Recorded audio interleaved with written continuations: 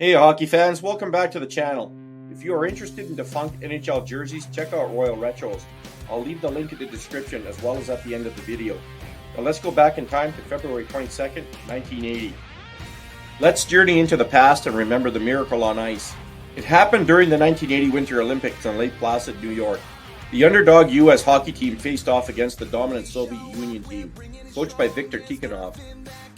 The Soviets were led by legendary players in world ice hockey, such as Boris Mikhailov, a top-line right winger and team captain, Vladislav Tretiak, considered best goaltender in the world at the time, speedy and skilled Valery Harlamov, and talented dynamic players such as defenseman Vyacheslav Fetisov and forwards Vladimir Krutov and Sergei Makarov.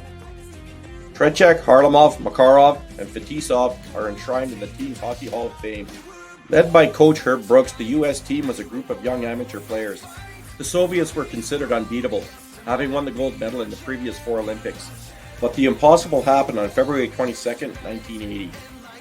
Having won 4 consecutive gold medals dating back to the 1964 Games, in the 4 Olympics following their 1960 bronze medal finish at Squaw Valley, Soviet teams had gone 27-1-1 and outscored their opponents 175-44 in head-to-head matchups against the United States.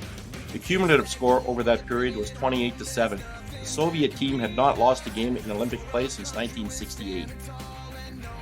The U.S. team defeated the Soviets by a score of 4-3 in what would become the top international ice hockey story of the past 100 years. Previously, the U.S. had lost 10-3 to the Soviets in the exhibition, a result that head coach Viktor Tikhonov felt made his team overconfident to their detriment.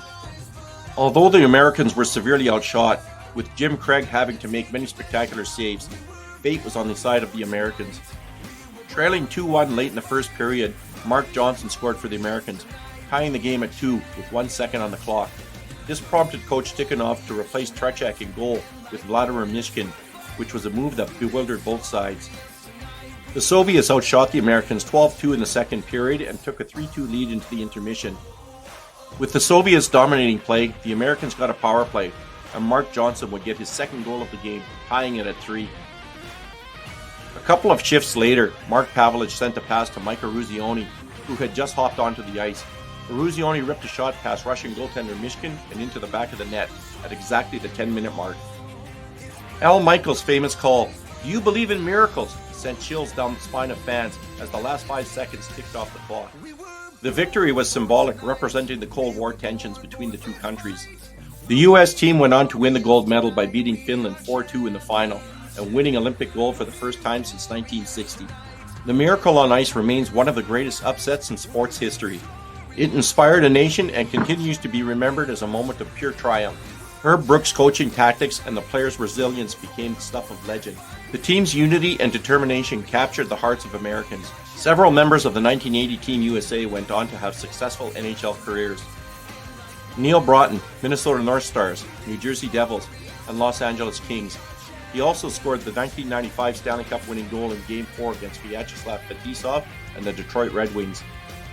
Ken Morrow went on to win 4 consecutive Stanley Cups with the New York Islanders. Mike Ramsey mainly played for the Buffalo Sabres and later the Pittsburgh Penguins and Detroit Red Wings, where he lost in the 1995 Stanley Cup Finals to former Olympic teammate Neil Broughton. Dave Christian played for the Winnipeg Jets, Washington Capitals, St. Louis Blues, Chicago Blackhawks, and lost in 5 games to the Edmonton Oilers while playing as a member of the 1990 Boston Bruins. Mark Johnson played for the Pittsburgh Penguins, Minnesota North Stars, St. Louis Blues, Hartford Whalers, and New Jersey Devils. Jack O'Callahan played for the Chicago Blackhawks and New Jersey Devils. Mark Pavelich played for the New York Rangers, Minnesota North Stars, and San Jose Sharks. In 2014, he put his Olympic ring up for auction. Starting at $62,500, the ring sold for $262,900 in May 2014. Pavelich lived a troubled life and died in 2021. His death was ruled a suicide. Dave Silk played for the Boston Bruins, Winnipeg Jets, Detroit Red Wings, and New York Rangers. Jim Craig played for the Atlanta Flames, Boston Bruins, and Minnesota North Stars. Craig Patrick went on to a management role with the New York Rangers and then to become the general manager of the Pittsburgh Penguins, where he won 2 Stanley Cups. Herb Brooks went on to coach for the New York Rangers, Minnesota North Stars, New Jersey Devils, and the Pittsburgh Penguins. Herb Brooks tragically died in a car crash in 2003, just days after his 66th birthday. As for the hero of Team USA, Mike Eruzione ended his hockey aspirations after scoring the goal to defeat the mighty Russians and then securing a gold medal in victory over Finland. The miracle on ice is a testament to the power of belief and teamwork. It serves as a reminder that anything is possible with hard work and dedication. The victory transcended sports, becoming a symbol of hope in challenging times. The U.S. team's triumph united a divided nation and showed the world the strength of unity. The story of the miracle on ice continues to inspire new generations of athletes and fans. Hey hockey fans, if you like this content, please slap that subscribe button. You can also follow my blog at https://tedtalkshockey.com, and remember to keep your stick in the ice. Thanks for watching.